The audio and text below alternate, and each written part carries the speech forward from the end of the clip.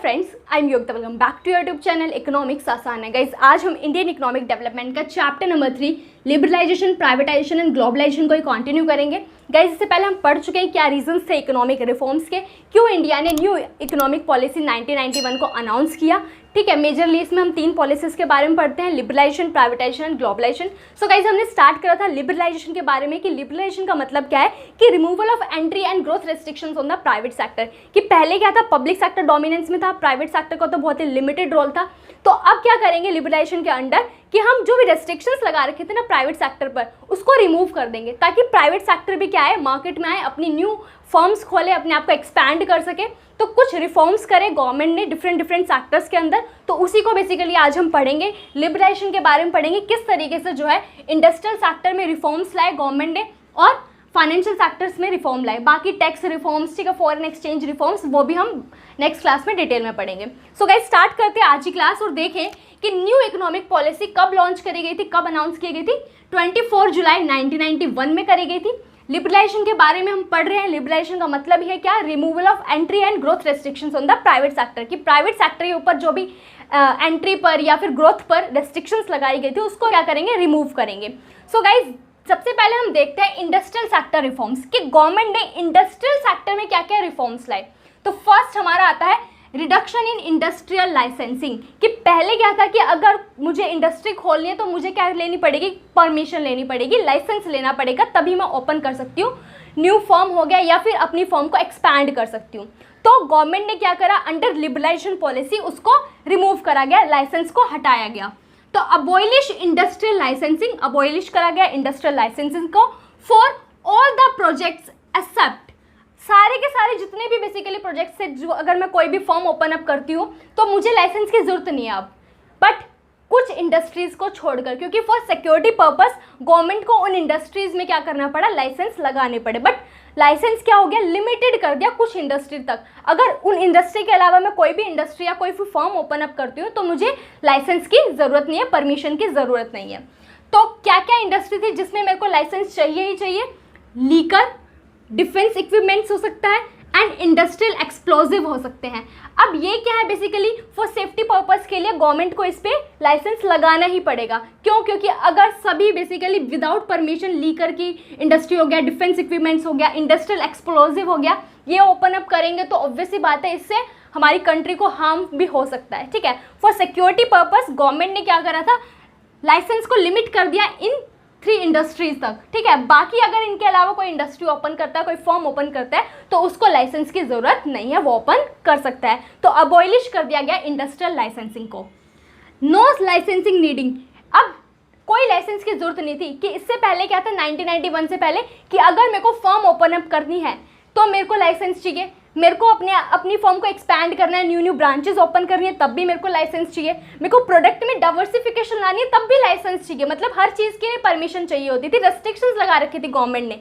तो अब क्या है, कोई रेस्ट्रिक्शंस नहीं है कुछ फर्म्स को छोड़कर। ठीक है, तो अब किसी भी लाइसेंस की जरूरत नहीं है। अगर मेरे को टू सेटअप न्यू यूनिट्स, मतलब अगर मेरे को नई फर्म्स ओपन करनी है तो मेरे को किसी भी लाइसेंस की जरूरत नहीं है।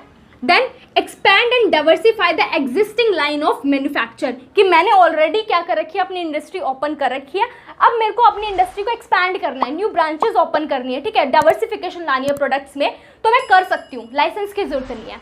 तो लिबरलाइजेशन में बेसिकली अगर हम बात करें इंडस्ट्रियल सेक्टर रिफॉर्म में क्या आया कि जो लाइसेंसिंग था, इंडस्ट्रियल लाइसेंसिंग था, उसको अबॉयलिश किया गया।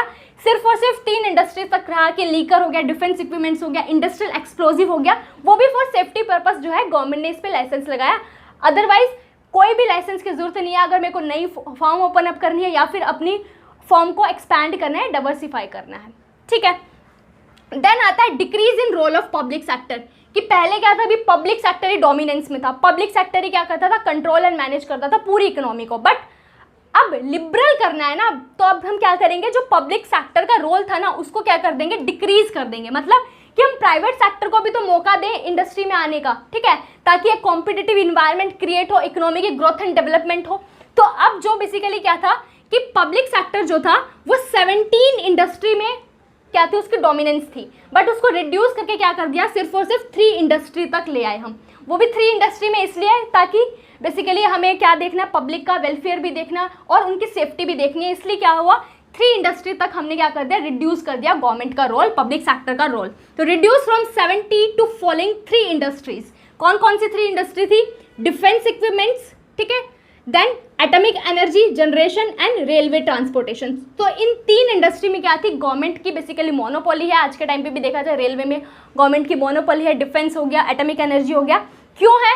क्योंकि बेसिकली हमें क्या देखनी है भाई, पीपल की सेफ्टी भी देखनी है, उनका वेलफेयर भी देखना है। तो ऑब्वियसली बात है, गवर्नमेंट ने क्या करा था, अपने रोल को लिमिट कर दिया इन 3 इंडस्ट्री तक। बाकी जो इंडस्ट्री होंगी उसमें प्राइवेट सेक्टर जो है वो ओपन अप कर सकता है अपनी इंडस्ट्रीज और अपने आप को एक्सपैंड कर सकता है। देन आता है D reservation under small scale industry. अब क्या था कि स्मॉल स्केल इंडस्ट्री पे रिजर्वेशन लगा रखी थी कि जो स्मॉल स्केल इंडस्ट्री है वो अप टू 5 लाख रुपीज तक क्या कर सकते हैं, इन्वेस्टमेंट कर सकते हैं, कैपिटल लगा सकते हैं, ठीक है। अब तुम्हें पता है भाई 5 लाख रुपीज में क्या कोई फर्म ओपन अप करेगा और क्या अपने आप को एक्सपैंड कर पाएगा? क्यों? क्योंकि जो कैपिटल गुड्स होते हैं वो क्या आते हैं भाई, बहुत ही महंगे आते हैं। तो अब गवर्नमेंट ने क्या करा, जो रिजर्वेशन कर रखा था ना 5 लाख रुपीज का, उसको डी रिजर्व कर दिया, मतलब उसको हटा दिया गया। The investment ceiling on plant and machinery, कि पहले इन्वेस्टमेंट सीलिंग कितनी थी प्लांट एंड मशीनरी पर for small scale industry 5 lakh rupees तक थी, बट अब उसको बढ़ा दिया गया for small undertakings and hence to ₹1 crore, कि पहले 5 लाख रुपीज तक जो इन्वेस्ट कर सकता था कैपिटल गुड्स पर basically small scale industry, but अब क्या कर सकते हैं, अप टू 1 करोड़ तक इन्वेस्ट कर सकते हैं। तो हमने क्या कर दिया, डी रिजर्वेशन को हटा दिया। इन्वेस्टमेंट जो सीलिंग थी प्लांट एंड मशीनरी पर उसको इंक्रीज कर दिया गया अप टू 1 करोड़। देन बात करते हैं in many industries market was allowed to determine prices through forces of the market, कि अब जो इंडस्ट्री है ना वो खुद मार्केट फोर्सेस के थ्रू क्या करेंगे, प्राइस को डिटरमाइन करेंगे। मार्केट फोर्सेस मतलब डिमांड एंड सप्लाई के थ्रू। ये हमने माइक्रो इकोनॉमिक्स में भी पढ़ा था कि डिमांड एंड सप्लाई जहाँ पर मेट कर जाती है बेसिकली वो क्या हो जाता है, हमारा प्राइस डिटरमाइन हो जाता है, ठीक है। तो अब मार्केट फोर्सेस के थ्रू इंडस्ट्री क्या करेंगे, प्राइस को डिटरमाइन करेंगी, ना कि गवर्नमेंट जो है अपनी पॉलिसी के थ्रू प्राइस डिटरमाइन करेगी। अब क्या है, जो इंडस्ट्री है market forces of demand and supply से खुद जो है फ्रीली क्या करेंगे, डिटरमाइन कर सकते हैं मार्केट प्राइस को, ठीक है। देन आता है monopolies and restrictive trade practices, MRTP act.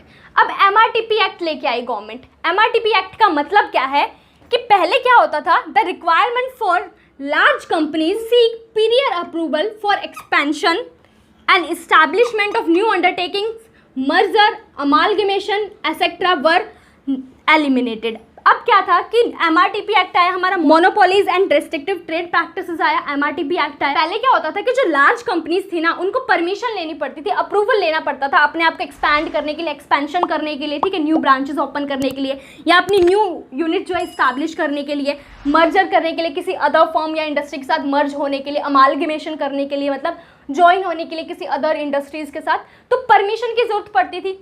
अब यहाँ पे क्या होता था, जिसको लाइसेंस मिल गया वो तो अपनी मोनोपोली क्रिएट कर लेता था, बाकी कंपटीशन में होते नहीं थे भाई कोई, तो क्वालिटी ऑफ प्रोडक्ट्स भी प्रोड्यूस नहीं होते थे, उनकी अब अपनी अलग ही एक मोनोपोली होती थी इकोनॉमी में, मार्केट में। तो अब इस मोनोपोली को बेसिकली हटाने के लिए गवर्नमेंट ने जो पीरियड अप्रूवल चाहिए होता था ना, इसको एलिमिनेट कर दिया, ठीक है। कि अब क्या था, MRTP एक्ट आया, monopolies and restrictive trade practices को बेसिकली क्या कर दिया, हटा दिया कि अब मोनोपोली नहीं रहेगी, मतलब कि लाइसेंसिंग बेसिकली हमने अबॉलिश कर दी। तो अब कोई भी जो है अपने आप को एक्सपैंड कर सकता है, अपनी यूनिट इस्टेब्लिश कर सकता है, मर्ज कर सकता है किसी अदर इंडस्ट्री के साथ। इससे क्या होगा, एक कॉम्पिटिटिव इन्वायरमेंट क्रिएट होगा, कॉम्पिटिशन होगा, तो ऑब्वियसली बात है quality of goods and services produce होंगे, प्रोडक्शन होगा, GDP बढ़ेगी, इकोनॉमिक ग्रोथ एंड डेवलपमेंट होगा। क्लियर हुआ? तो ये था industrial sector reform under liberalisation. Then बात करते हैं हम फाइनेंशियल सेक्टर रिफॉर्म। अब फाइनेंशियल सेक्टर में भी कुछ रिफॉर्म्स लाए गए, ठीक है। क्या क्या रिफॉर्म्स लाए गए, इसको पढ़ने से पहले हम समझते हैं फाइनेंशियल सेक्टर क्या होता है। तो बात करें फाइनेंशियल सेक्टर, फाइनेंशियल का मतलब ये कि पैसे से रिलेटेड बेसिकली। तो फाइनेंशियल सेक्टर में क्या क्या आता है, हमारा कमर्शियल बैंक्स आते हैं, ठीक है। कमर्शियल बैंक्स जैसे कि PNB हो गया, ठीक है, एक्सिस बैंक हो गया, जिसमें हम क्या करते हैं, अपने अमाउंट को डिपॉजिट करते हैं या बोरिंग्स लेते हैं। देन इन्वेस्टमेंट बैंक्स आ गया, ठीक है। देन स्टॉक एक्सचेंज ऑपरेशंस आ सकता है एंड फॉरेन एक्सचेंज मार्केट आ सकती है। तो ये सब क्या आते हैं, फाइनेंशियल सेक्टर के अंडर आते हैं। अब इस फाइनेंशियल सेक्टर में कुछ रिफॉर्म्स करे होंगे, ठीक है, कुछ रेस्ट्रिक्शंस हटाई गई होंगी, तो उसको देख लेते हैं एक बार। Change in the role of RBI। अब RBI की बात करें तो भाई पापा बैंक है, क्यों, क्योंकि RBI क्या है, एपेक्स बॉडी है, सुप्रीम बॉडी है फाइनेंशियल सेक्टर में। बात करें तो एपेक्स बॉडी है आरबीआई, कि आरबीआई क्या करता है, कंट्रोल एंड मैनेज करता है पूरे फाइनेंशियल सेक्टर को। तो जो आरबीआई का रोल था ना पहले, उसमें कुछ चेंज लाया गया, मतलब उसको चेंज करा गया। क्या करा गया भी, role of RBI reduce from regulator to facilitator to financial sector.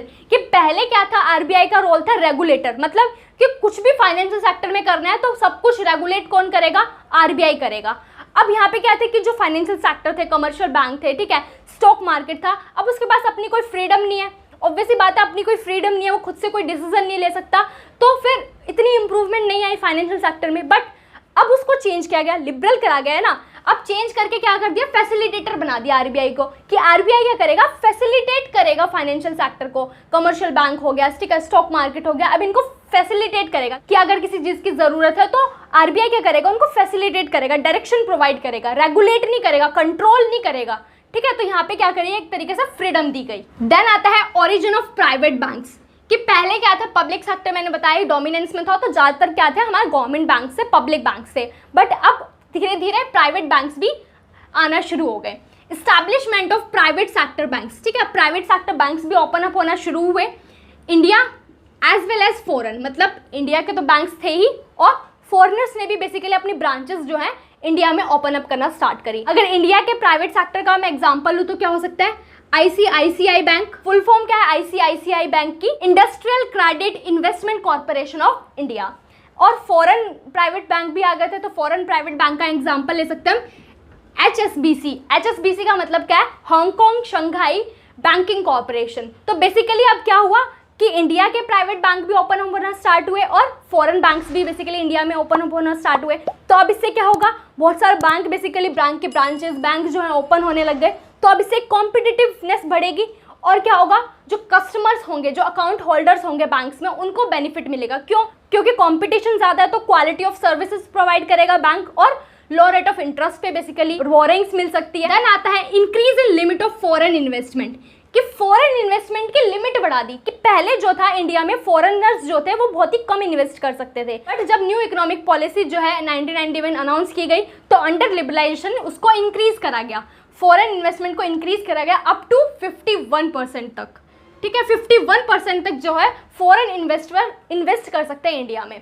तो FII को बेसिकली प्रमोट करा गया, फॉरेन इंस्टीट्यूशनल इन्वेस्टर, कि जो foreign institutional investor foreign investors हैं वो इंडिया में इन्वेस्ट कर सकते हैं अब, सच एज मर्चेंट बैंकर्स हो गया, म्यूचुअल फंड्स हो गया, पेंशन फंड्स हो गया, are now allowed to invest in Indian financial market, कि जो फॉरेन इंस्टीट्यूशनल इन्वेस्टर हैं वो क्या कर सकते हैं, इंडिया के फाइनेंशियल मार्केट में इन्वेस्ट कर सकते हैं। अब क्या था कि फॉरेन इन्वेस्टर की जो लिमिट थी इन्वेस्ट करने के लिए फाइनेंशियल मार्केट में इंडिया में, उसको बढ़ा तो दिया गया, बट आरबीआई ने देखा भी कि जो ये फॉरेन इंस्टीट्यूशनल इन्वेस्टर्स हैं ये अपना तो बेसिकली इनकम जनरेट करें ही करें, बट इससे हमारी जो है हमारी इकोनॉमी का इंटरेस्ट भी हो, ठीक है, हमारी इकोनॉमी का डेवलपमेंट भी हो, कस्टमर्स को है बेनिफिट मिले, तो वो सब भी जो है आरबीआई ने मैनेज करके चला, ठीक है। देन आता है ईज इन एक्सपेंशन प्रोसेस, कि अब जो है एक्सपेंशन प्रोसेस में ईज आ गई, ईजिली जो है हम क्या कर सकते हैं, बेसिकली बैंकिंग सेक्टर जो है वो अपने ब्रांचेस ओपन अप कर सकता है, मतलब कि अब किसी परमिशन की जरूरत नहीं होगी। फॉर एग्जांपल के लिए अगर मैं कहूँ कि banks has freedom to set up new branches after fulfilment of certain condition, कि बैंक को अब किसी परमिशन की जरूरत नहीं है अगर उसको अपनी नई ब्रांच ओपन अप करनी है। अगर बैंक जो है सर्टेन या बेसिक जो कंडीशन को फुलफिल करता है तो वो क्या कर सकता है, अपनी ब्रांच को ओपन कर सकता है विदाउट अप्रूवल ऑफ आरबीआई, मतलब आरबीआई के अप्रूवल लेने की जरूरत नहीं है। कि बिल्कुल ही क्या दे दी गई, फ्रीडम दे दी गई इंडस्ट्रियल एंड फाइनेंशियल सेक्टर को, बट गवर्नमेंट ने अपना भी कंट्रोल रखा जहाँ पे जरूरत थी। क्यों, क्योंकि गवर्नमेंट को पीपल की सोशल वेलफेयर एंड सिक्योरिटी का ध्यान भी रखना है, ठीक है। तो जहाँ तक हो सका गवर्नमेंट ने क्या करा, लिबरल कर दिया, बिल्कुल। कैसे कर दिया, एक बार रिवाइज कर लेते हैं हम इसको। में लिबरलाइजेशन के बारे में पढ़ रहे हैं। लिबरलाइजेशन का मतलब क्या है, removal of entry and growth restrictions on the private sector. तो बेसिकली जो रेस्ट्रिक्शन थी प्राइवेट सेक्टर पर उसको हटाया गया। तो अंडर अगर मैं इंडस्ट्रियल सेक्टर रिफॉर्म की बात करूँ तो लाइसेंसिंग को बेसिकली अबॉलिश करा गया कि अब किसी लाइसेंस की जरूरत नहीं है अगर न्यू यूनिट सेटअप करनी है या फिर एक्सपैंड एंड डाइवर्सिफाई करना है, ठीक है। बट कुछ इंडस्ट्री तक था, वो भी फॉर सेफ्टी पर्पस गवर्नमेंट ने लिमिट करा था लाइसेंस को। देन बात करें पब्लिक सेक्टर के रोल को रिड्यूस कर दिया 70 इंडस्ट्री से सिर्फ और सिर्फ 3 इंडस्ट्री तक। कौन कौन सी थी, defence equipments, atomic energy generation and rail transport. D reservation कर दिया स्मॉल स्केल इंडस्ट्री पर, पहले रिजर्वेशन लगा रखा था कि 5 लाख तक जो है कैपिटल पर इन्वेस्ट कर सकती है, बट अब उसको बढ़ाकर 1 करोड़ तक कर दिया। ठीक है। और जो प्राइस डिसाइड होगा वो market forces, demand and supply के थ्रू डिसाइड होगा। गवर्नमेंट जो है अपनी डायरेक्टिव पॉलिसी नहीं लगाएगी यहाँ पे। MRTP एक्ट लाया गया कि पहले जो है लार्ज कंपनीज को अमालगेमेशन करना है, मर्जर करना है, ठीक है, एक्सपैंड करना है, तो परमिशन चाहिए होती थी, इसलिए उनकी मोनोपोली हो जाती थी मार्केट में। बट उसको बेसिकली एलिमिनेट करने के लिए अब क्या हुआ, कोई रेस्ट्रिक्शंस नहीं है, कोई प्रियर अप्रूवल नहीं लेना पड़ता है। देन बात करें फाइनेंशियल सेक्टर रिफॉर्म की, तो फाइनेंशियल सेक्टर रिफॉर्म में क्या हुआ, RBI के रोल को चेंज करा गया, रेगुलेटर से फैसिलिटेटर बनाया गया। ओरिजिन ऑफ प्राइवेट बैंक की प्राइवेट बैंक्स ओपन हुए इंडिया के भी और फॉरेनर्स के भी। Basically India and foreign banks की ब्रांचेस भी ओपन हुई इंडिया में फाइनेंशियल सेक्टर में। देन बात करें जो फॉरेन इन्वेस्टमेंट का था, उसका जो लिमिट थी वो 51% तक बढ़ा दी। जो FII था, बेसिकली फॉरेन इंस्टीट्यूशनल इन्वेस्टर्स, वो क्या कर सकते थे, अब इंडिया में अप टू 51% इन्वेस्ट कर सकते थे। ईजी इन एक्सपेंशन प्रोसेस था कि भाई जो बैंक को बेसिकली कुछ सर्टेन कंडीशंस फुलफिल करनी है और विदाउट RBI की अप्रूवल वो अपनी ब्रांचेस जो है ओपन अप कर सकता है। सो गाइज आज के लिए इतना ही, मिलते हैं नेक्स्ट क्लास में। Thank you.